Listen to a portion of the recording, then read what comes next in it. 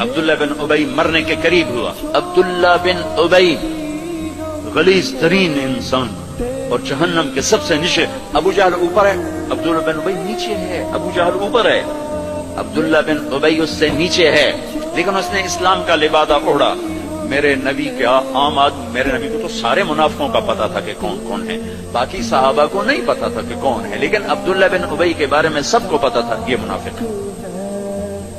اس کے بیٹے آ گئے, وہ صحابی تھے, کہ یا رسول اللہ میرا باپ مر رہا ہے, آپ جنازہ پڑھائیں گے؟ کہاں پڑھاؤں گا. تو اس کے کفن کے لیے آپ اپنا کرتا دے دیں گے؟ کہاں. آپ نے اپنا کرتا اتار کے دے دیا. آپ کہتے ہیں میں منافق کے لیے کیوں کروں, کرتا دے دیا. وہ مر گیا تو اس کے جنازے پہ کھڑے ہو گئے. حضرت عمر سامنے آ کے کھڑے ہو گئے, یا رسول اللہ یہ کون ہے, پتہ ہے؟ کہاں پتہ ہے. کہا تو اس کا آپ جنازہ کیوں پڑھا رہے ہیں؟ کہا میرے اللہ نے مجھے ابھی تک روکا نہیں, یوں کہا ہے پڑھ یا نہ پڑھ میں معاف نہیں کروں گا, میں پڑھتا ہوں شاید اللہ معاف کر دے.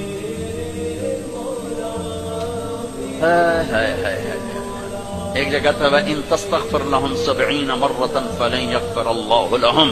اے میرے نبی 70 دفعہ پڑھ دے جنازہ, میں پھر بھی معاف نہیں کروں گا.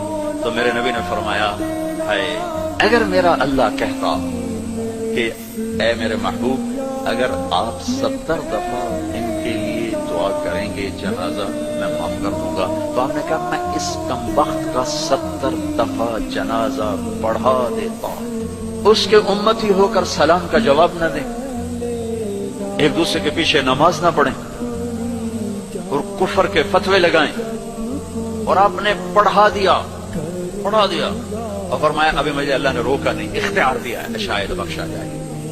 وہ اس کی میت کو لے کر گئے, وہ جلدی نکل گئے, اب ذرا پیچھے رہ گئے, تو اس کو قبر میں اتار دیا تھا. ہم نے کہا باہر نکالو. اس کی میت کو باہر نکالا, اپنا لعاب اپنی انگلی پہ لگایا اور اس کے منہ میں ایسا ڈالا کہ شاید اللہ اس کی تو خیر اس کی بخشش فرما دے. اس منظر کو دیکھ کر 100 منافق کلمہ پڑھ گئے, 100 منافق کلمہ پڑھ گئے.